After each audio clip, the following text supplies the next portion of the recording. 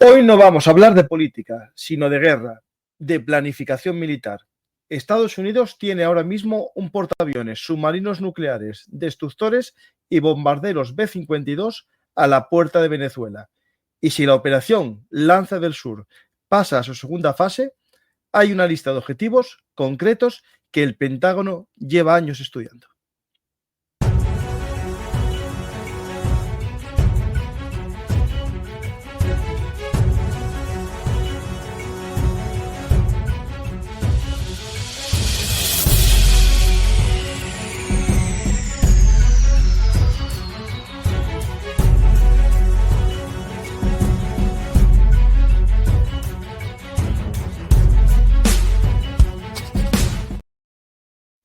Hola a todos, bienvenidos a Perum Artis, actualidad militar y geopolítica. Y hoy vamos a conocer algunos de los posibles objetivos si la operación Lanza del Sur llega a una fase de guerra cinética y de combates cuerpo a cuerpo. Ahora mismo, la guerra al narcotráfico promulgada por Donald Trump a comienzos del otoño, ya estamos en una segunda fase, ayer con la declaración del cártel de los Soles como un grupo terrorista, ya no un grupo de crimen organizado, en ese término ampliado de narcoterrorismo que comenzó a emplear la administración de Trump en los últimos meses, sino como un grupo terrorista. Esto implica la activación de los sistemas creados con el 11S en Estados Unidos, y aquí tenemos la declaración, ¿no?, de ese grupo del cártel de los Soles como un grupo terrorista. Aquí tenéis la publicación del decreto en el volumen 90. Y esto implica la persecución global de sus líderes, la congelación total de activos, sanciones penales para sus colaboradores y autorización de operaciones contra su estructura criminal. Es decir, el presidente tiene capacidad ejecutiva de atacar, porque ya son un grupo terrorista que atenta contra la seguridad nacional. Ya no hay una interpretación, como en el caso del término narcoterrorismo, que era más complejo la activación de estas potestades del comandante supremo, del presidente de los Estados Unidos. Cada uno de nosotros tiene una valoración de lo que pueda suceder.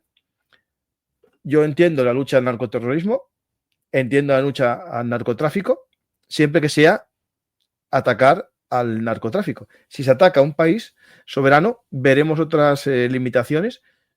Sabéis que a mí no me gustan mucho las dictaduras y por tanto puedo entender también que se acabe con el régimen o que se ayude a acabar con el régimen. Lo que no puedo a lo mejor defender es una invasión porque va en contra del derecho internacional.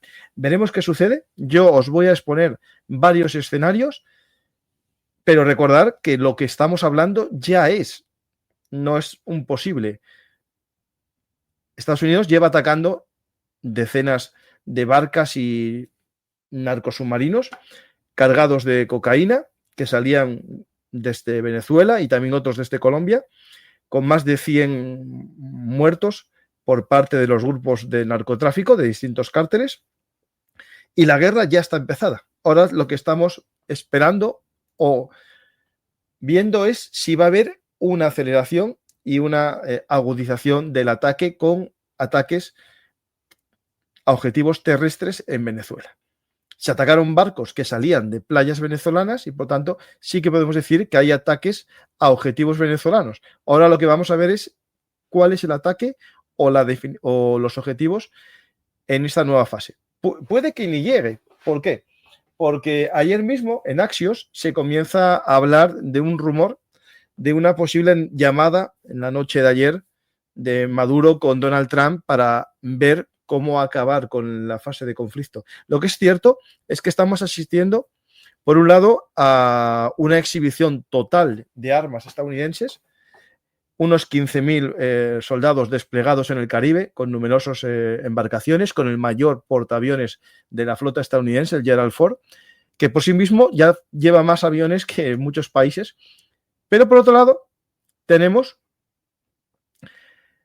al régimen bolivariano que responde con vídeos que en algunos casos parece que buscan la pena más que el miedo. Es decir, cuando el líder bolivariano, porque no quiero decir venezolano, porque no ganó las elecciones legítimamente y por lo tanto, desde mi punto de vista, no es el presidente de Venezuela, sino el líder de un régimen que no merece el poder, porque ni el pueblo venezolano que vive en Venezuela, porque olvidamos a los 9 millones de venezolanos obligados a exiliarse por la pobreza a la que llevó el régimen chavista y de Maduro posteriormente, ¿no? El sueño bolivariano se está convirtiendo en una pesadilla para millones de venezolanos.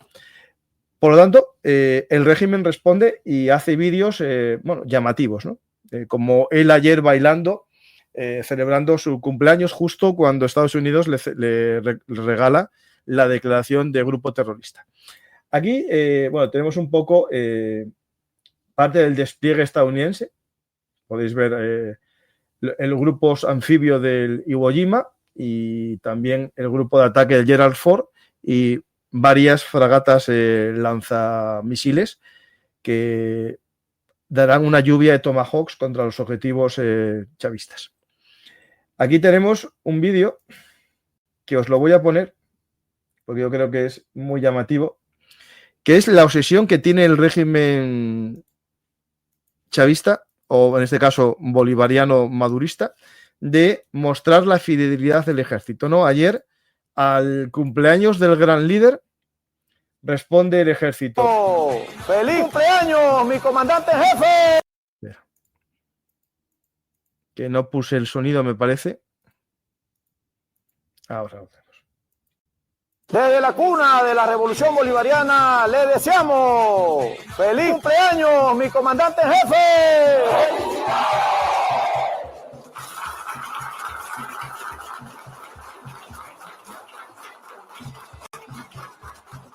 Pues, por un lado, tenemos este regalo, ¿no?, del ejército bolivariano, de los generales, de los soles, de esas galones que representan al cártel que Estados Unidos declaró ese mismo día grupo terrorista. Por tanto, estos que están aquí celebrándolo son miembros del grupo terrorista. Y los pobres chicos que están detrás, jóvenes del servicio militar, hay que pensar cuántos de ellos estarán dispuestos a luchar. Y también veremos la posibilidad de una división interna. Pues bueno, vamos a ver, ayer mismo, como acto de exhibición, Estados Unidos pasó justo entre la isla de Curazao y la península esta de Punto Fijo, pasó un B-52 y dos F-18 Hornet de escolta que volaron justo en el límite de las aguas territoriales venezolanas y se acercaron a la altura de Caracas para dar un mensaje, ¿no?, de las capacidades estadounidenses que analizaremos posteriormente. Pues mi idea hoy es hablaros de qué posibles objetivos encontramos, ¿no? En todo este resumen, yo creo que hay que recordar que estamos ante una posibilidad que puede que no se lleve a cabo ningún tipo de ataque terrestre porque el gobierno de Maduro claudique previamente. Lo que puede pasar después es que tampoco el gobierno claudique y nos encontremos ante un escenario de dificultad, un escenario en el que Estados Unidos calcula mal las consecuencias de sus actos y se mete en una guerra de guerrillas que no puede vencer. Y ahí veremos cuál es el objetivo. Si ataques cinéticos, operaciones, limitadas de unidades especiales o un ataque frontal, que para mí es un escenario que no veo en este momento. Pues empezamos y vais preguntando en el cajetín, como siempre.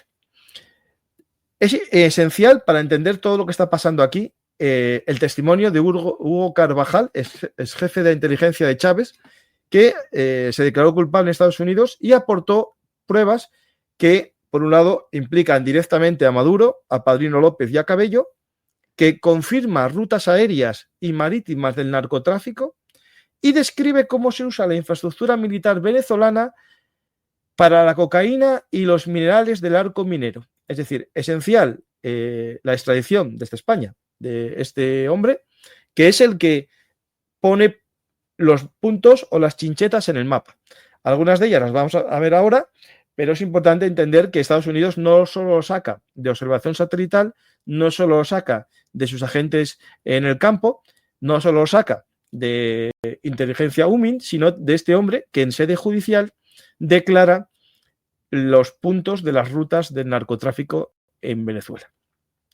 Pues este hombre, Carvajal, es esencial. Pues el cártel de los soles se fue de... Ya no es solamente es un cártel de narcotráfico, sino un grupo terrorista.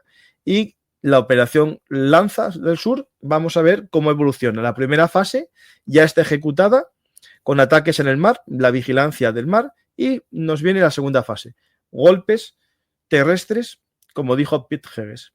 Pues vamos a ver algunos de los objetivos que pueden ser atacados por los Estados Unidos en estas fases, ¿vale? Voy a poneros el mapa. Aquí tenemos algunas de las bases militares más importantes. Hay de todo. Podemos observar bases militares y bases aéreas. En Caracas es importante entender que si hay un ataque que quiera derribar el régimen, va a haber ataques selectivos a los cuarteles generales, especialmente a los que tengan que ver con el Estado Mayor, si el objetivo es derribar el régimen. También puede haber objetivos en los búnkers donde se resguarda el régimen, es decir, el Palacio Presidencial y los búnkers, si el objetivo es decapitar. Pero nos vamos ahora a objetivos que están vinculados con el narcotráfico. Por ejemplo, tenemos uno que es la base aérea Libertador. Vamos a verla. La base aérea Libertador.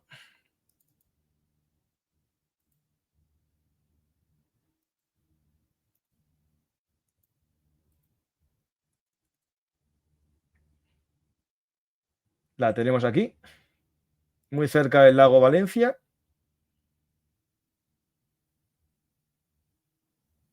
Podéis ver que es una base militar con una buena estructura de acuartelamientos. Tenemos varios acuartelamientos, unas buenas instalaciones. Y según Carvajal, esta base es empleada para centro logístico del narcotráfico.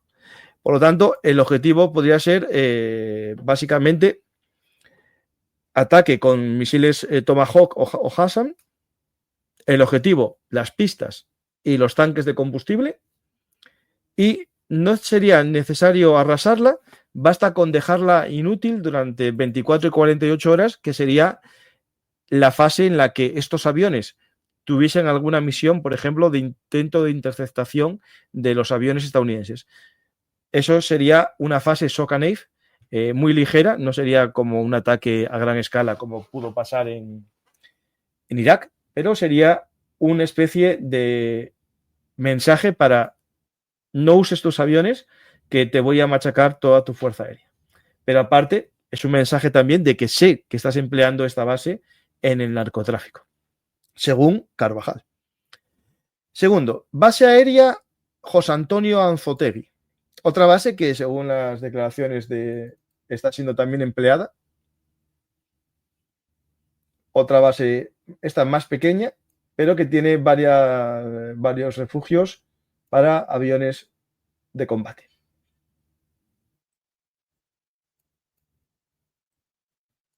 Esta base, que tiene doble uso, también civil, como casi todos los aeródromos,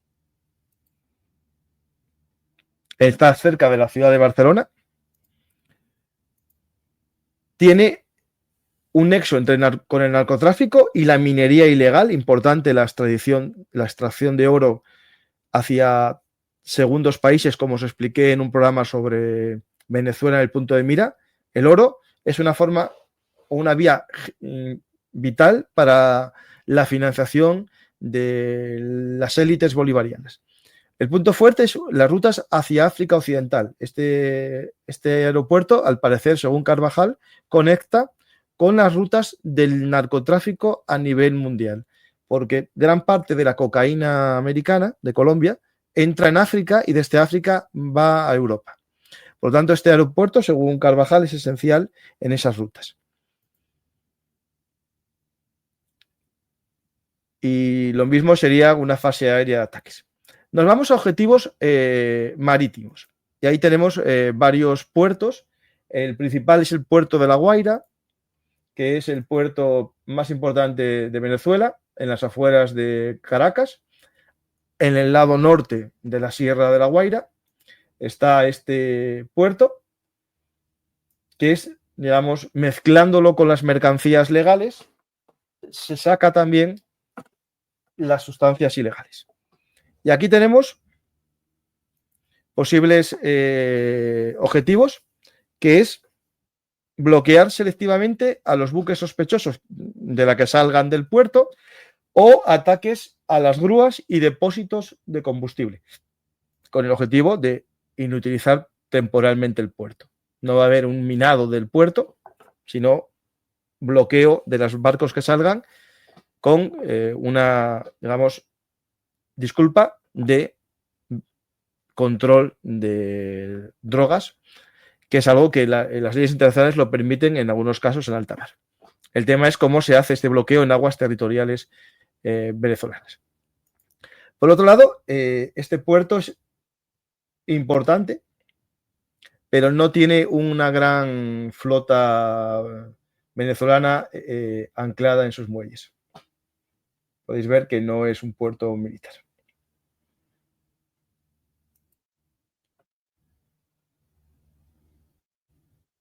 Aquí tenemos una división de infantería de marina, que sería uno de los objetivos que podríamos analizar posteriormente. Aquí hay otro puerto cerca de Caracas. Este parece un puerto secundario casi de esta industria.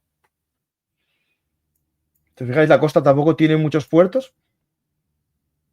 Aquí está el aeropuerto internacional, pero el que yo creo que sería un objetivo importante militar a una fase ya más, digamos, más de acabar con el régimen, más que acabar con el narcotráfico, es el propio aeropuerto, digamos, Simón Bolívar.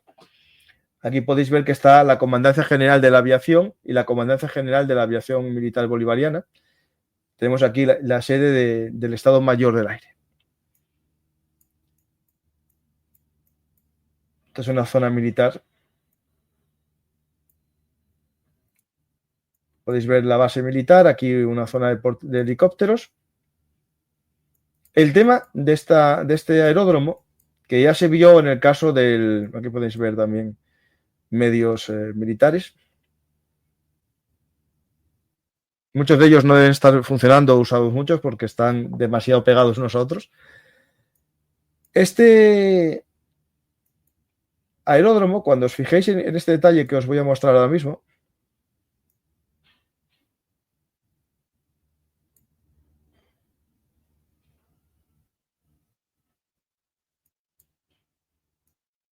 es cómo el aeródromo está protegido por las alturas.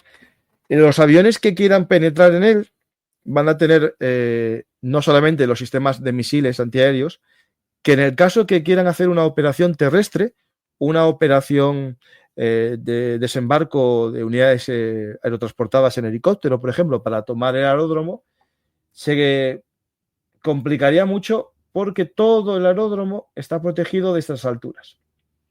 Y la propia ciudad de Caracas es fácilmente defendible porque la zona de invasión está limitada a esta carretera. Es decir, si el desembarco se produce en la costa, todo el avance se tiene que producir a través de La Guaira. Y eso hace que sea importante la eliminación, por ejemplo, de las defensas que establezcan las tropas del ejército bolivariano en estas cotas. Que si os fijáis, ya hay unas buenas comunicaciones para emplazar distintas posiciones. Y vimos un par de vídeos digamos, creo que fue de Deslado, mostrando que este era el lugar más importante de la guerra, ¿no? La batalla de La Guaira. Podéis ver la cota cómo vigila todo la ciudad y también el puerto. Pues tenemos esta primera zona importante, el control o destrucción desde el aire de los aeródromos militares y del puerto. Y en cuanto a los puertos, me quedaba otro puerto más.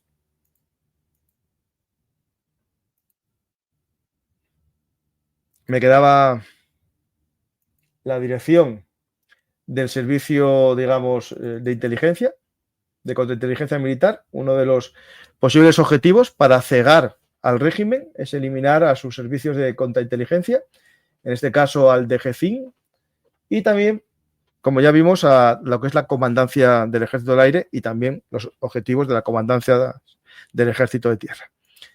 Después os explicaré un poco sus fuerzas. Tenemos otros objetivos que me parecen importantes, como es el puerto de Cabello, en Carabobo, que vamos a ir a verlo ahora mismo. Otro objetivo importante, según Carvajal, es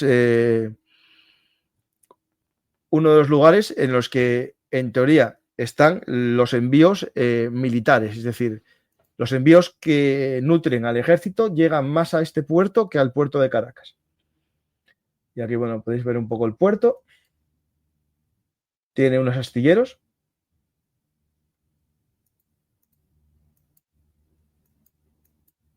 Que no sé cómo estará funcionando, porque con todos estos barcos hundidos cerca, parece que no está muy cuidado el puerto. Una zona de carga de refinería, y este es el objetivo importante de este puerto, que es la base militar o base naval Agustín Armario. Si os podéis fijar, el puerto está naturalmente muy bien defendido, solo con una entrada que hace una buena bahía o puerto natural, y este sería el objetivo principal de un ataque que quiera acabar con la armada bolivariana.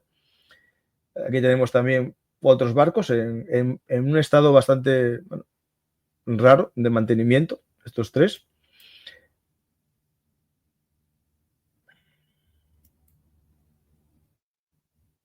Lo que es muy llamativo, mira, tiene aquí otro barco hundido en la entrada de este muelle militar. Un muelle militar, y tienen hundido un barco en la bocana. Impresionante el abandono. Aquí tenemos algunos de los barcos, un barco petrolero, un barco, digamos, gasolinera de la Armada. Estos pueden ser los barcos de origen español. Este aquí tiene pinta, pero no os lo puedo asegurar porque yo no soy experto en el tema. Y varias patrulleras, el buque escuela. Por lo tanto, aquí tenemos un objetivo muy válido o muy posible de un ataque que quiera cegar, ¿no?, la capacidad de la Armada bolivariana. Pero no creo que sean objetivos en esta primera fase, ¿vale? Puede ser un aviso. Un objetivo que seguro que vamos a ver son ataques a las infraestructuras del narcotráfico. Y aquí nos vamos a un artículo. Está hecho en un proyecto del País, pero estoy en el publishercenter.org porque funciona mejor la versión del Publisher que la versión del País. El que lo quiera leer en español está aquí, lo busca en español, el País, y tenéis aquí el mapa, las pistas ilegales que bullen en la selva venezolana. Nos vamos a la versión del Publisher y tiene un mapa interactivo muy interesante que nos va a servir un poco para conocer algunas de las pistas del narcotráfico que están vinculadas, por un lado, al narcotráfico, a los laboratorios, a los centros de almacenamiento, pero especialmente, casi todas ellas, a la minería de oro. A esas minas de oro ilegal, de las que ya hablamos en el canal, que hablamos incluso de que se habla que un expresidente español puede tener una de ellas. Vamos a ver cómo alrededor de unas minas hay siempre unas zonas de pistas abandonadas. Pistas que el gobierno venezolano durante décadas no fue capaz de acabar con ellas, algo llamativo, ¿no? Pues vamos a ir sumergiéndonos. Vamos a ir a ver algunas de ellas. Esta es una pista oficial, una pista, digamos, legal. Podéis verla, como tiene unos hangares. Esto sería una pista que da apoyo a un núcleo rural.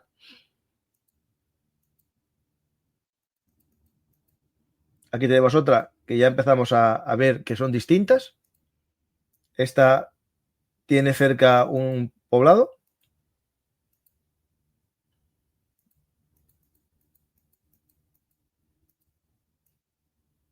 Mira, vamos a ver esta aquí, vista en el río Acanán, cerca de las minas del río Carrao y de Anicapay. Incluso se ve un avión, según los periodistas. Vamos a bajar.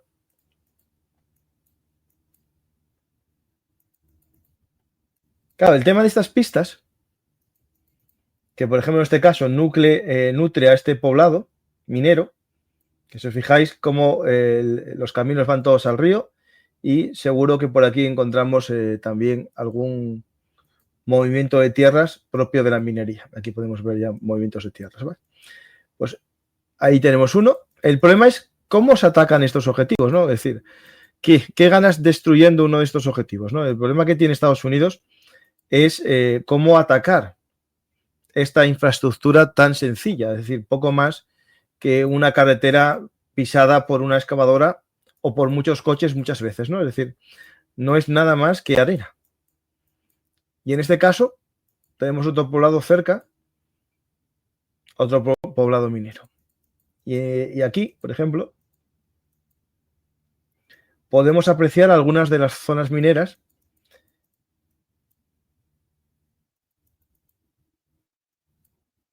que veis movimiento de tierras.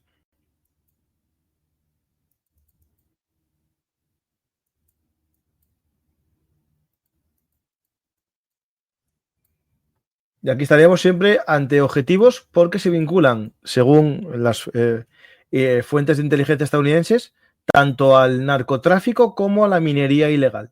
Minas de oro que están desplegadas, ¿no? Como podéis ver, por toda la selva amazónica venezolana.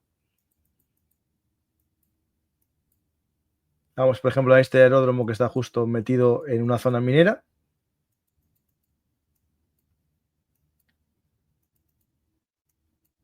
Podéis ver el poblado y la pista. Y después están otras pistas en mitad de la selva, lejos de cualquier núcleo urbano, que tienen como único objetivo el intercambio de mercancía ilegal que viene de Colombia y se cambia de avión para hacer una nueva ruta. Aquí podéis ver una pista.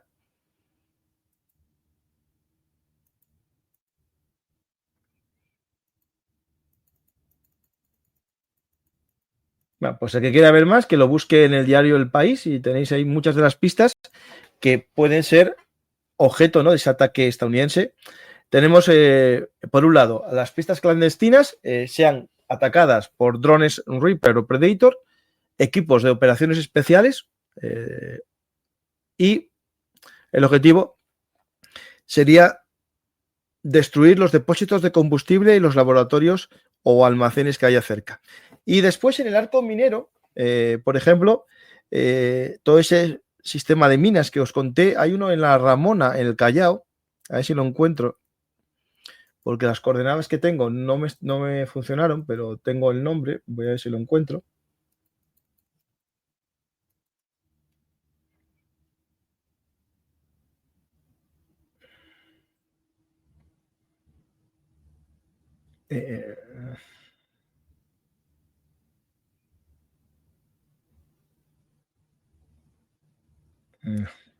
El Callao, sí, es esta zona aquí. Por este área de por aquí hay lugares en los que se hace ese laboratorio, ¿no?, en el que se procesa la coca o se mejora, ¿no?, la capacidad. Está aquí Efraín, espero que te guste el programa, Efraín, y vamos a hacer tú y yo uno hoy vamos a hacer uno de Boves, el gran resistente contra Bolívar en los llanos, y os invito a ver el programa. Y también este programa a las 10 de la noche de Bobes, salvo que haya un cambio muy radical en las noticias, que tengamos que hacer otro de actualidad de Venezuela, pero yo creo que no, que vamos a hablar de Bobes, el asturiano que luchó contra Bolívar.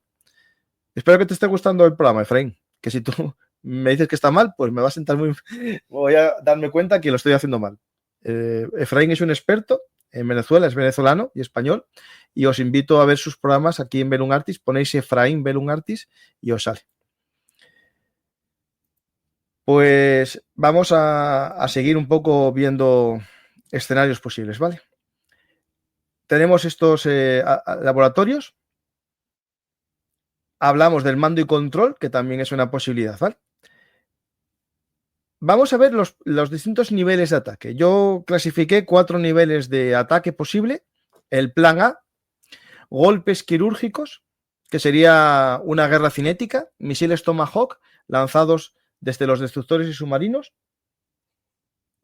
Objetivos, las pistas, los radares y los centros logísticos. Y una baja probabilidad de bajas civiles porque serían misiles guiados a blancos claramente militares. Y sería durante una noche. Un ejemplo que podemos ver en la historia, la operación El Cañón Dorado, que es el ataque de Reagan a Libia. Plan B, limpieza del Caribe, que ya está en marcha, por cierto. Es la parte naval, seguir acabando con las lanchas rápidas. Segunda fase, bloqueo a los buques venezolanos sospechosos que salgan de cualquier puerto. Y tercero, sin una guerra cinética, podrían atacar la logística, es decir, ciberataques a las grúas, ciberataques a los sistemas de ordenadores de las autoridades portuarias y aeroportuarias. Plan C, apoyo clandestino a una fractura militar en Caracas.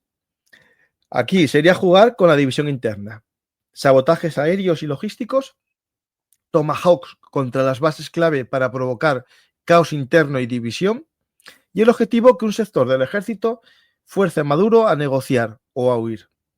Un plan D, intervención limitada estilo Panamá en 1989. Y esta es la más difícil y la más peligrosa. Ataques simultáneos al Libertador, a La Guaira, a la inteligencia militar y a las pistas clandestinas. Y entrada rápida de marines para detener a los jefes del narcoterrorismo. Serían unas columnas que avanzasen hacia Caracas o previamente con unidades Steel, como los que acabaron con la vida de Bin Laden, aprovechando los helicópteros silenciosos, entrar en donde se sepa que está Maduro y capturarlo. En este caso, lo más seguro que vivo, para ser enjuiciado en Estados Unidos como líder del grupo del Cártel de los Soles, tanto por terrorismo como por narcotráfico. Serían las posibilidades más sencillas, pero claro, todo esto depende mucho de la resistencia que se encuentre, ¿vale? La respuesta venezolana, ¿no? Pues aquí sería importante conocer un poco las capacidades, ¿no? Pues si queréis, vamos a ver todas las capacidades que tiene Venezuela y compararlas con Estados Unidos. Y para eso me hice unos pequeños esquemas. Aquí metí este magnífico libro de Military Balance 2025, metí los datos de Venezuela y me hizo un breve esquema. Vamos a ir viendo el esquema, ¿vale?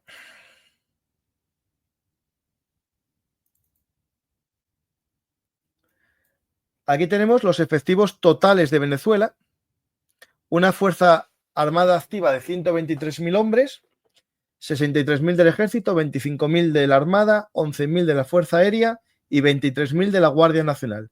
Paramilitares y gendarmería, 220.000, que es el mayor componente represivo del Estado, y una reserva de 8.000. Y después están las famosas milicias bolivarianas y los elementos, ¿no?, digamos, activos, ¿no?, de los colectivos, ¿no?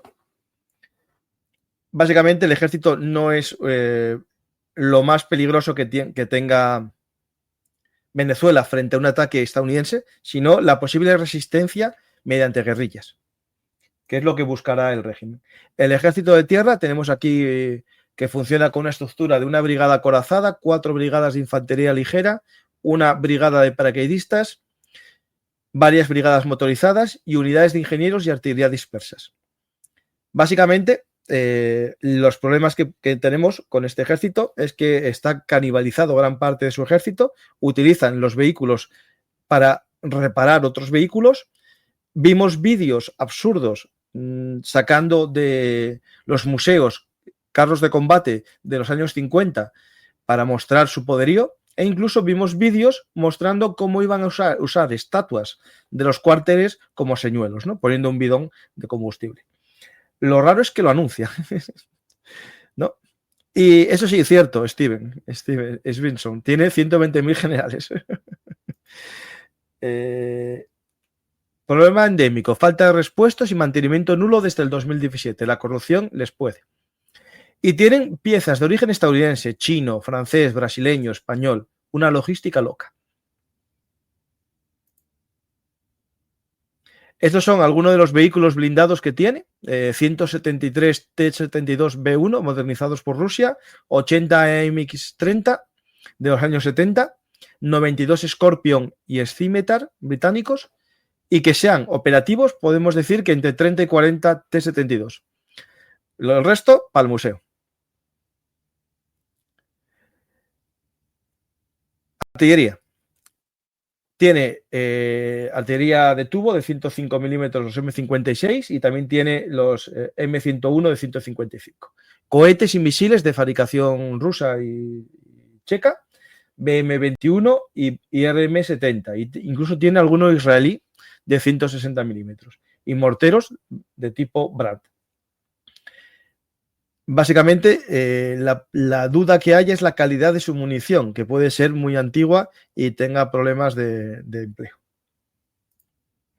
Helicópteros, una flota de Mi-35, que son 9 operativos, en el mejor de los casos, y de helicópteros de transporte Mi-17 Bell 412, Super Puma y Enstrom. Y en el año 2000, entre los últimos 12 años, hay muchos accidentes por falta de mantenimiento de estos helicópteros. Básicamente, ser piloto de helicóptero en Venezuela es una actividad de riesgo. Y de hecho, lo vimos en las últimas semanas o meses, varios accidentes de helicópteros porque están empleándolos más de lo frecuente y el mantenimiento empieza a tener problemas.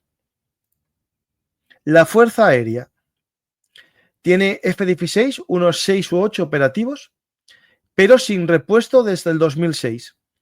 El Su-30 entre 12 y 18, que es el único avión que tiene realmente efectivo.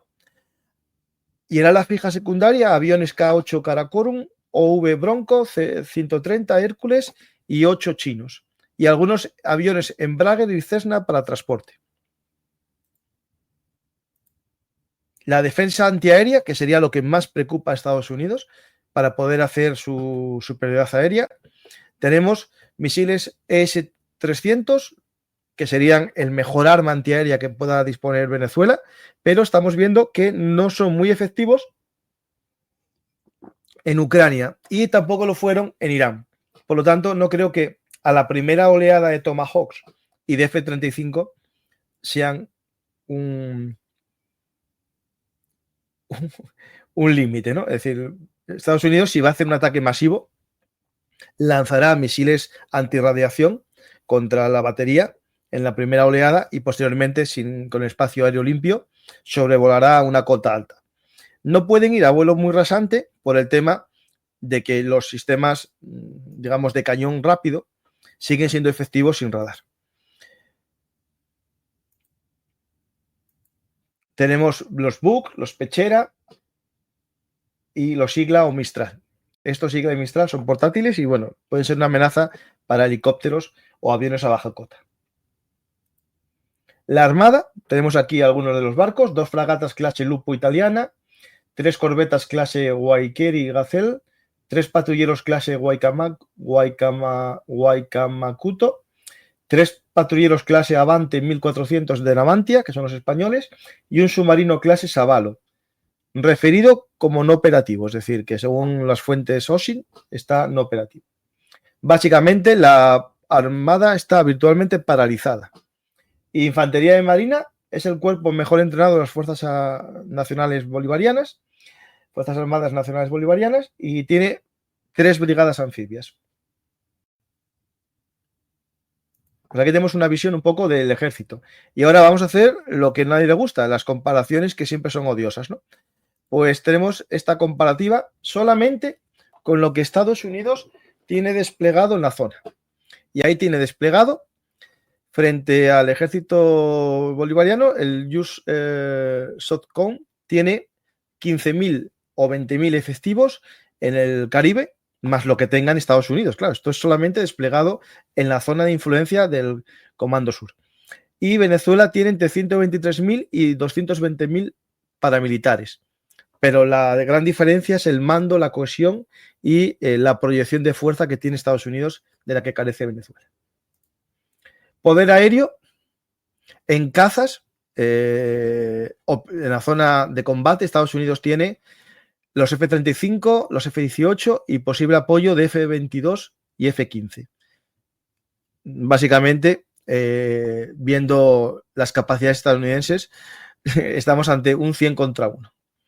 Los bombarderos B-52, que operan desde territorio estadounidense con aviones cisterna en el Caribe, que se declararon zonas zonas NOTAN para hacer estas gasolineras, ¿no? el refueling, es total la capacidad que tiene Estados Unidos de atacar a Venezuela, y Venezuela no tiene ni capacidad para atacar ni a Trinidad y Tobago.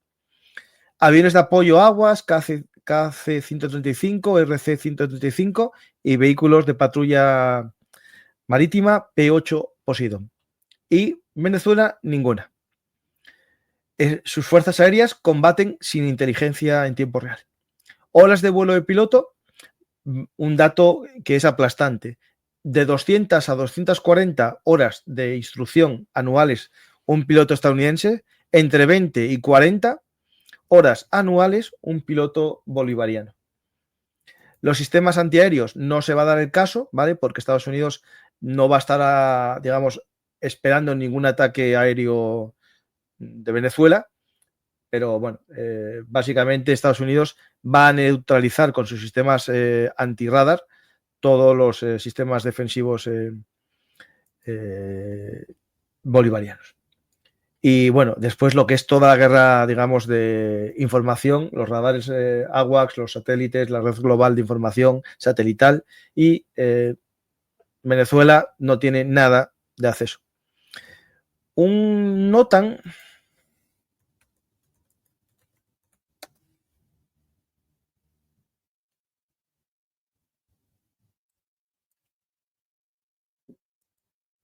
a lo mejor dije mal la palabra, espera, ¿eh?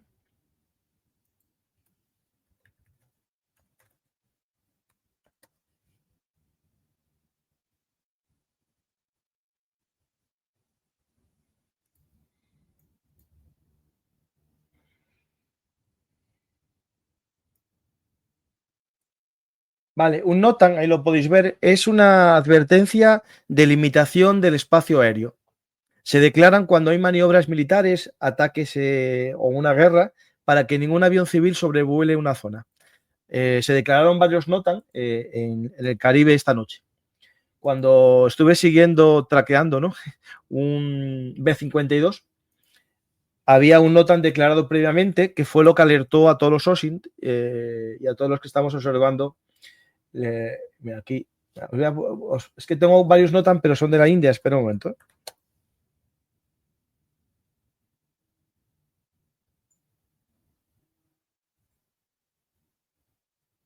Mira, aquí hay un NOTAN en la zona de Curazao para que ningún avión sobrevuele esta zona.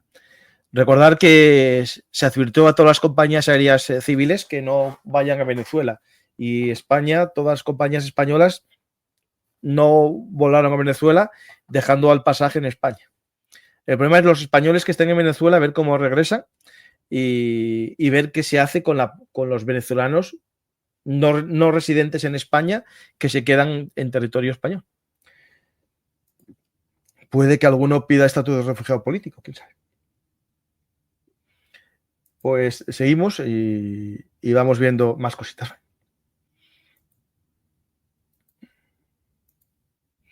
Poder naval, básicamente Estados Unidos enfrenta solo en el Caribe con un portaaviones Gerald Ford con 75 aviones a bordo, 15 buques de superficie, destructores y cruceros anfibios, y Venezuela tiene entre 3 o 4 barcos operativos.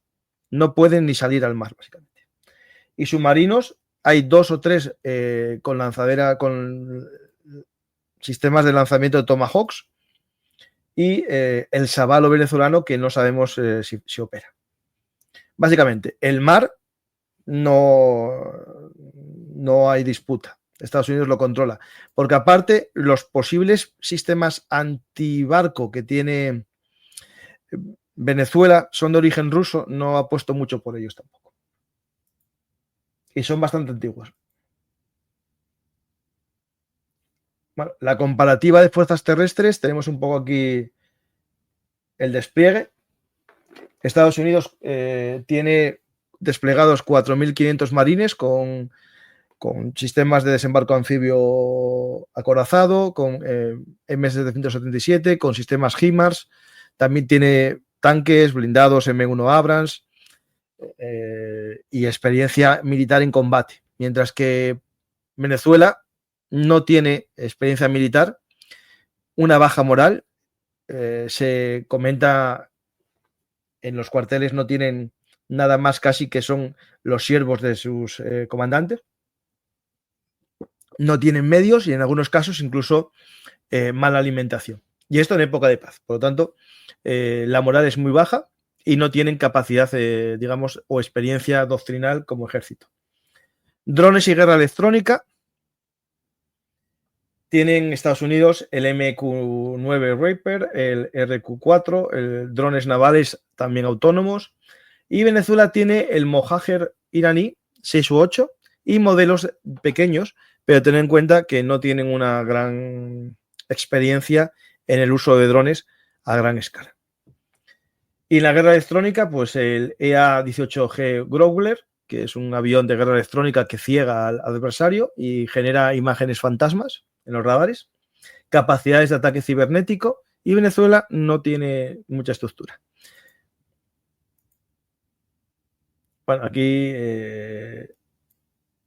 básicamente la cadena global 100% de suministros por parte de Estados Unidos, muy cerca de su base principal en Estados Unidos, y Venezuela desde el 2006 tiene un colapso económico total sin casi capacidad de compra de nuevas piezas. Combustible básicamente ilimitado por parte de Estados Unidos y con gran capacidad de buques logísticos, y por el otro lado tenemos a Venezuela, que tiene unas grandes reservas de petróleo que no exporta porque expulsó a las empresas petroleras extranjeras en su momento, es una de ellas Repsol, no tiene refinerías casi y tiene limitado el acceso al combustible a su propia población. Por lo tanto, si atacan los depósitos de combustible, el ejército no va a tener gran capacidad de movilidad. Y el mando y control, Estados Unidos tiene sistemas de mando y control total, los CASIR, y Venezuela funciona con radios y con mapas analógicos de papel. No digo que esté mal, digo que solo tiene mapas de papel. Lo bueno es tener mapas de papel y también sistemas virtuales de información. Aquí, esto se lo pasé todos los datos a mi IA, que se llama, y la tengo bien programada. Tenemos aquí tiempos previstos de campaña. Supresión de defensa aérea venezolana, la primera fase, entre 24 y 48 horas. Control total del espacio aéreo, 48 a 72 horas. Neutralización de la aviación venezolana entre 12 y 24 horas. Y destrucción de la infraestructura crítica, puertos, bases militares, 3 a 5 días. Es decir, una operación a gran escala en menos de una semana, sin entrar, se podría finalizar y cegar las capacidades ofensivas del ejército bolivariano. Otra cosa es entrar en tierra, ahí el tiempo no se sabe. ¿Por qué? Porque la ocupación terrestre siempre es una caja de Pandora, una habitación oscura que nunca sabrás lo que hay dentro hasta que entres. Nunca sabrás si la población va a resistir o va a o entregar las armas, nada más ver a un marín estadounidense desembarcando en las playas, ¿no? Es decir, hay que ver un poco cómo es la moral, si el pueblo va a luchar por la nación o va a luchar por el régimen bolivariano. Y eso es muy importante. Una invasión como esta puede llevar la resistencia del pueblo porque unifique al pueblo, la oposición y a los del régimen juntos porque consideran que es un acto contrario a la nación, o que rompa al régimen porque entre la nación y el régimen la gente prefiere a la nación, ¿no? Es decir, esto es lo que Estados Unidos no sé cómo está moviendo y qué está haciendo Estados Unidos para aumentar, ¿no?, la división interna. Yo dudo que haya desembarco, yo lo dudo muchísimo, o sea, yo no creo que sea un escenario posible. Yo creo que lo más factible es acciones cinéticas y operaciones de fuerzas especiales a pequeña escala. ¿Puede haber un desembarco? Sí, pero para destruir una zona concreta y marcharse, no llegar al corazón del régimen desde tierra, ¿eh? Pero bueno, quién sabe, esto hay que ver escenarios. Nos vamos siempre a lo fácil, ¿no?, que es cinético. Vamos a ver si tenéis alguna pregunta y mientras tanto, bueno, recordaros que si os gusta la geopolítica, acaba de salir mi libro en todas las librerías y si no está, pedirlo y exigir a vuestro librero que lo tenga en las estanterías, porque tengo un problema de distribución. La editorial movió cientos de libros, perdón, miles no, cientos, y los tienen almacenados en la logística y no los distribuyen a todas las librerías. Por tanto, el que tenga un amigo librero, que le pida o me haga el favor de pedir uno para que lo tenga en su estantería. Si no, nadie va a conocer las claves geopolíticas para el siglo XXI contadas de una forma amena, con rigor y sin amor hacia las dictaduras. En mi caso, soy defensor de la democracia liberal, defensor de los valores occidentales, y en este libro intento explicar también cómo se está jugando con la desinformación para acabar con las democracias. Y esto es importante, que el populismo, sea de extrema derecha o de extrema izquierda, es un peligro para la sociedad y lo explico aquí en mi libro Un mundo convulso, claves geopolíticas.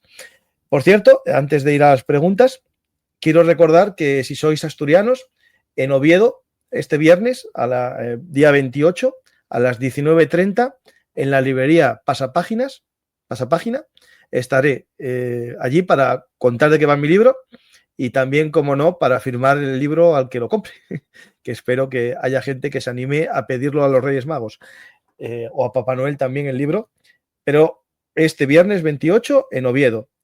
Después, la próxima, iré a más sitios, también en Asturias, en Madrid el 19 de diciembre, el viernes 19 de diciembre en Tercios Viejos. Os espero que vaya mucha gente a Madrid, muchos belungarteros, ese 19 de diciembre, viernes, a las 19 horas en la librería Tercios Viejos. Os espero también. Pues vamos a ver qué preguntas tenemos. Vamos a ver en primer lugar el resultado de la encuesta. Vamos a finalizarla.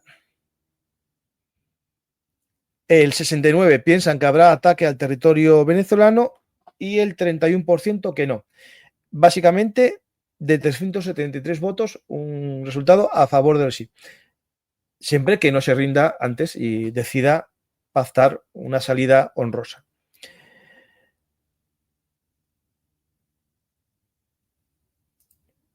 Vamos a preguntas.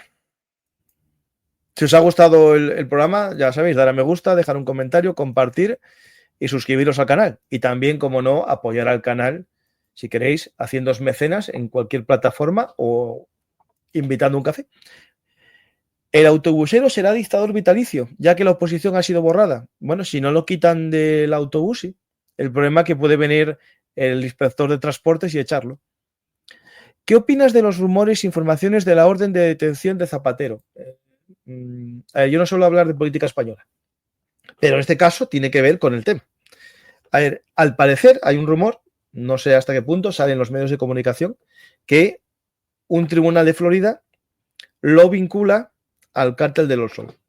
de los soles. Y por tanto está vinculado en Estados Unidos al narcotráfico y en este caso ahora mismo al terrorismo. Eso es lo que citan varios medios de comunicación. Lo voy a poner para que...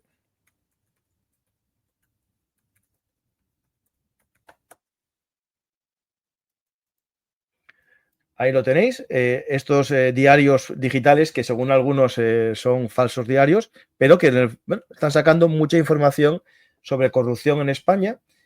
Yo lo que tengo que decir que conocí a venezolanos en exilio y ya hace años me hablaban de este personaje y su mina de oro y más cosas. Bueno, aquí está la noticia para que nadie me acuse de fakes. Lo tenéis aquí.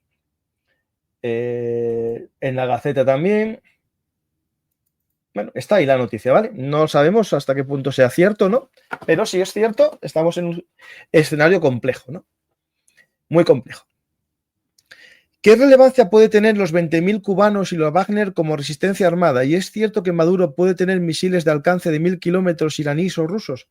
A ver, la Wagner son pocos, yo no creo que haya ni 1.000, ¿vale? Wagneritas. Fueron contratados en el momento ya de las crisis aquellas electorales en el 2018, creo que fue, para asegurar el régimen. Sirven también como instructores del ejército. Y los cubanos, pues bueno, son también desgraciados que luchan por un plato de arroz. Y nunca mejor dicho, un plato de arroz en Cuba es un lujo, ¿no? Yo ojalá, ya que estamos en liberación y democracias, que también el régimen cubano empiece a liberarse. Hola, Paco, ¿hay directo más tarde Colombia en FISA? Bueno, entiendo que es por los acuerdos de paz que se está hablando que Ucrania está aceptando. No tengo tiempo, hoy tengo un programa a las 8 y un programa a las 10. Y en el término medio entre eso, tengo que ir a las cosas importantes que llevan a mi hija a actividades deportivas. Por tanto, no. Hablaré con ellos mañana si tengo tiempo, ¿eh?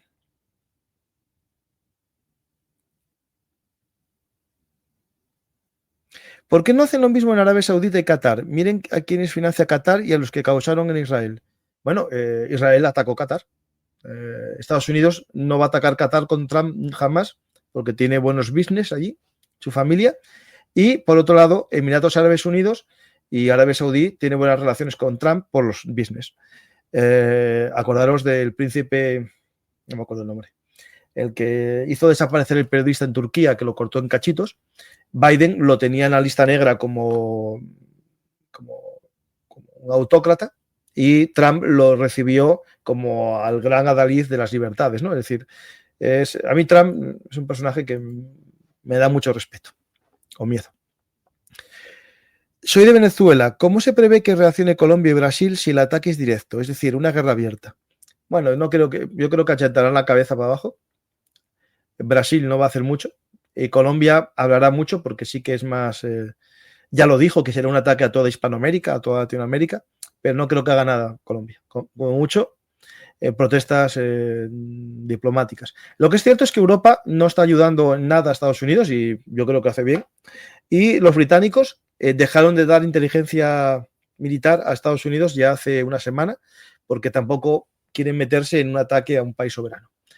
Que es cierto que es más complejo esto, porque claro, es un país soberano que a su vez para Estados Unidos es el financiador, ¿no?, de un régimen de narcotráfico y ahora mismo un grupo terrorista. Según las leyes estadounidenses, no están atacando a un Estado soberano, sino a un grupo narcotraficante y terrorista. Es muy complejo. ¿Se sabe algo nuevo de Wagner en Venezuela? No. A ver, se habló de una llegada la semana pasada o hace 2 de un avión de carga, pero hay vídeos fakes malísimos, hechos muy mal, con Wagneritas dentro, pero no hay nada. Ah, mira, ya me llegó el libro, Don Campa. Gracias, hoy lo comienzo a leer. Pues espero que te guste, Raúl. Nunca hablas de la corrupción en Ucrania. Los miles de millones que los podemos usar en educación y hospitales se van para los corruptos ucranianos. A ver, yo sí hablo de corrupción en Ucrania. Lo que pasa es que no voy a hablar todo el día. La corrupción en Ucrania, por desgracia, es muy grande, pero por suerte, al contrario que en Venezuela y al contrario que en Rusia, donde la corrupción no se saca porque es parte del sistema. En Ucrania es parte del sistema, pero quieren mejorar. y la policía, la fiscalía, los organismos anticorrupción persiguen el delito. Por eso te enteraste. Si fuese Rusia, no te enterarías, porque es parte del sistema. Y solo te enterarías cuando quieren que te enteras. En Ucrania, por suerte, la corrupción está siendo perseguida por que se está reformando la sociedad. En España hay corrupción, sí, pero sabemos que la hay porque se lucha contra ella. Los jueces son independientes, juzgan al corrupto, lo condenan, aunque el gobierno de turno quiera defenderlo. Y no significa que haya más corrupción que en una dictadura. En la dictadura no te enteras, salvo que quieran quitarse a alguien de encima y le buscan una excusa. Y yo creo que con eso, si lo entendiste, creo que te das cuenta que en Ucrania hay corrupción, pero también te enteras que la hay. Los cubanos están ahí si tú sabes que lo tienen bloqueado el imperio y no dices nada. Bueno, sí, ¿quieres ver? Espera, mira.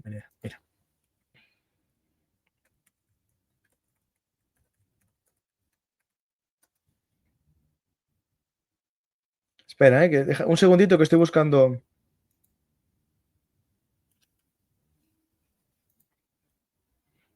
Un segundito.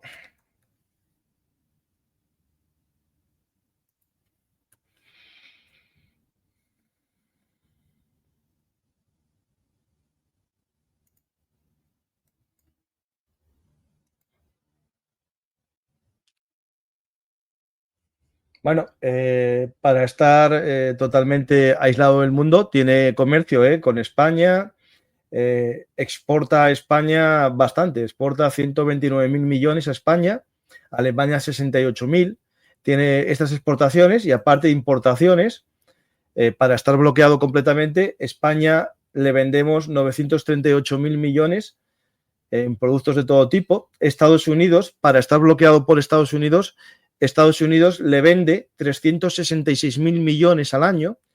¿Y de qué le vende Estados Unidos? Pues espera, Estados Unidos, carne de ave, especialmente. Estas son las exportaciones de Estados Unidos a Cuba.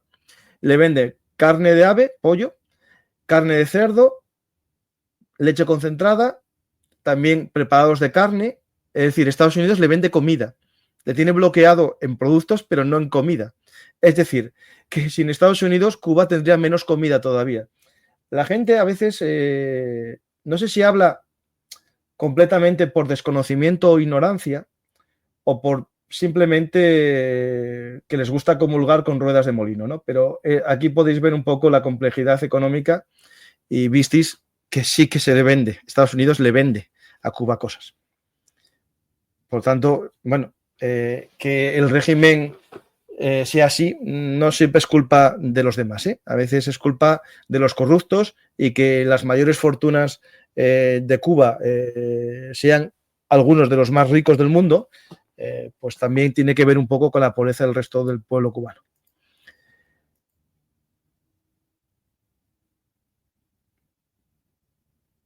Paco, Estados Unidos ha causado más daño en el mundo que Venezuela. Sí, no tengo dudas. Que Cuba, Nicaragua juntas y los malos son ellos. No, si yo no estoy defendiendo a Estados Unidos, acabo de decir que para mí no es legal invadir un país. Pero también entiendo que Estados Unidos tiene un problema con el narcotráfico y demagógicamente, populistamente, porque es lo que votaron, Trump es un populista, Trump es un demagogo, está empleando la guerra al narcotráfico como una forma de política interna. Estados Unidos mueren 100.000 personas al año. Desde mi punto de vista, había que ir al por qué la gente consume drogas, por qué la gente necesita una droga y a partir de ahí tenemos la solución. Atacar al productor no es la solución, hay que atacar también el consumo y ver por qué la gente consume. Y yo no estoy defendiendo esto, estoy explicándolo. Pero bueno, nada. A mí lo que me encanta es cómo, por un lado, estamos unos y por otros nosotros, y no hay que ir al término medio. El término medio es que Venezuela no es un narcoestado, son narcotraficantes los que controlan el Estado. La población venezolana sufre un régimen autocrático que falsea elecciones y se mantiene en el poder de forma ilegal. Porque al menos si es una dictadura lo reconoce, muy bien, pero cuando haces elecciones y las falseas, estás haciendo un fraude y por lo tanto no son los legítimos gobernantes de Venezuela. Y a partir de ahí hablamos lo que queráis. Pero yo creo que no me digáis que soy defensor de Trump, porque creo que me parece que nunca visteis un programa, o peor de todo, no lo entendisteis nunca. Bueno, pues no hay muchas más preguntas y por tanto finalizo, que mi objetivo era 1 horita y ya pasó. ¿Podrías utilizar Estados Unidos una bomba PEM contra Venezuela? No.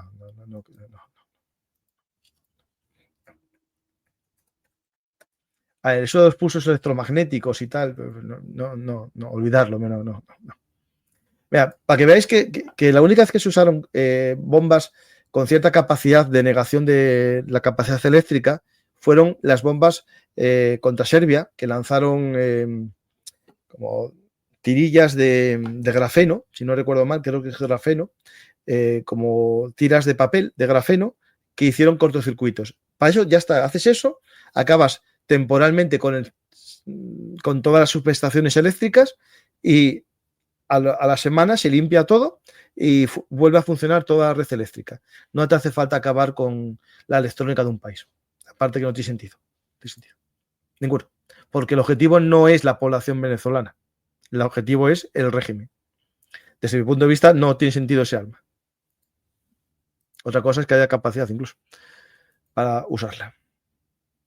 Bueno, pues muchas gracias a todos. Espero que os haya... mira, el Pollo Carvajal. Recordemos que declaró en sede judicial por la financiación de Podemos, es cierto. Joder, qué lleno de mocos está este pañuelo, de verdad, ¿eh? Es verdad, el Pollo Carvajal, me acuerdo yo cuando salió aquel, fue el que dijo que había financiado a Podemos Venezuela, es cierto. ¿Qué será de Monedero? Estaba muy callado, Monedero. Bueno, os recuerdo que si os gusta el programa, deis a me gusta, dejéis un comentario, compartáis en vuestras redes sociales y también, como no, os suscribáis al canal, a este y al de Historia. Gracias a todos los mecenas por vuestro apoyo y nada más, nos vemos otro día más aquí en Verum Artis, Actualidad Militar y Geopolítica. Y os invito a leer Un mundo convulso, claves geopolíticas, para entender el siglo XXI que nos ha tocado vivir.